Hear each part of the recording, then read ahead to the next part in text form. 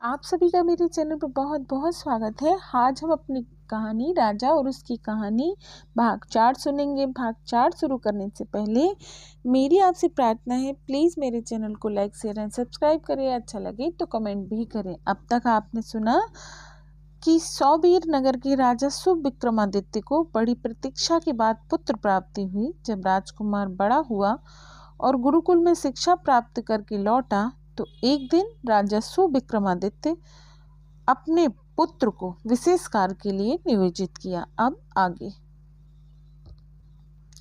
आज की कथा का शीर्षक है ध्रुवदेव की प्रतीक्षा। चलिए शुरू करते हैं। कुमार विक्रमादित्य के जाते ही रानी बोली, आर्य, यह आपने अपने पुत्र को कैसा कार्य सौंप दिया? यह कार्य तो हमारे साधारण गुप्तचर भी कर लेते हैं, फिर ऐसे कार्य के लिए राजकुमार को राज्य में ही महल से दूर गुप्त निवास की क्या आवश्यकता है? क्या आपको राज्य में कुछ अनुचित होने का अंदेशा है या हमारे गुप्तचर अब विश्वसनीय नहीं रहे? कृपया मुझे बताएं, मैं समझ नहीं पा रही हूँ। राजा बोले, देवी, यह तो आपने प्रश्नों की झड़ी लगा दी। धैर्य रखें, ऐसा कुछ भी नहीं है। न हमारे गुप्तचर अविश्वसनीय हुए हैं, न राज्य में किसी बाधा की आशंका है। मैंने तो कुमार को एक विशेष प्रकार के प्रशिक्षण के लिए तैयार किया है। रानी, कैसा प्रशिक्षण?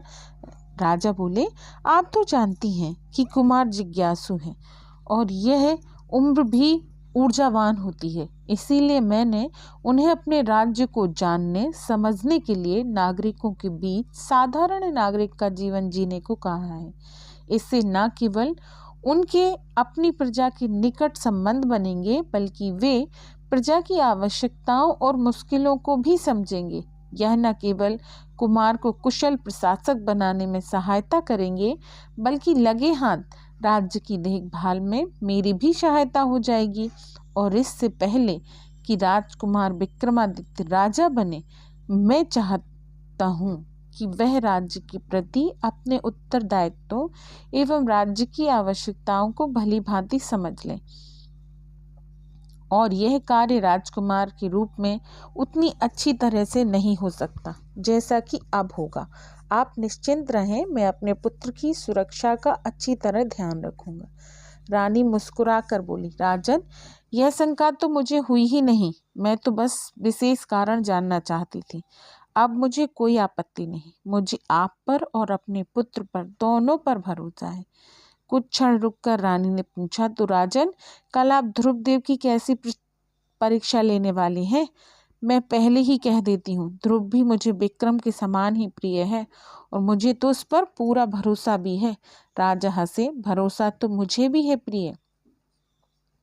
यह तो उसके लिए बस एक छोटी सी शिक्षा है, और रही बात परीक्षा की, तो वह आप स्वयं कल देख लीजिए। सब कुछ आपके सामने ही होगा। अब मैं चलता हूँ, संध्या का समय हो रहा है। आप अपना ध्यान रखिए देवी। यह कहकर राजा ने मुस्कुराकर रानी के कपोलों को प्रेम से छुआ। प्रत्युत्तर में रानी भी मुस्कुराई और बोली, आप भी अपना ध्यान रखें आर्य। अगले दिन कुमार अपने कक्ष में थे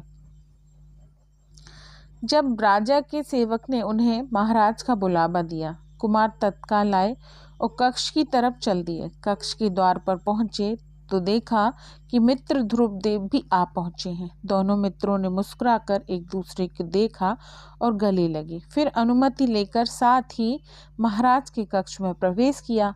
उन्होंने महाराज एवं महारानी को वहां देखा और बारी बारी चरण स्पर्श किए। राजा रानी ने भी बड़े स्नेह से दोनों को आशीर्वाद दिया और बैठने को कहा। कक्ष में चारों के अतिरिक्त कोई अन्य नहीं था। वे चारों यथायोग्य अपने स्थान पर बैठ गए। तब उन्होंने देखा कि उनके मध्य एक चौकी पर 3 एक जैसी मूर्तियां रखी हुई हैं। कुमार ने कहा, पिताजी, ये कैसी मूर्तियां हैं? सुंदर दिख रही हैं, किंतु 3 एक जैसी मूर्तियां। राजा ने कहा, पुत्र, यही इन मूर्तियों की विशेषता है। ये तीनों मूर्तियां न केवल दिखने में एक जैसी हैं, बल्कि एक ही धातु की बनी हैं और समान भार की हैं, किंतु फिर भी इनका मूल्य भिन्न है। इनमें से एक का मूल्य सर्वाधिक, दूसरी का मध्यम और तीसरी का अत्यंत कम है। ध्रुवदेव, आप बताइए कि ऐसा क्यों? अर्थात किस मूर्ति का मूल्य कितना है और उनके मूल्य के अंतर का आधार क्या है? कुमार समझ गए कि यह ध्रुवदेव की परीक्षा है, अतः मौन हो गए।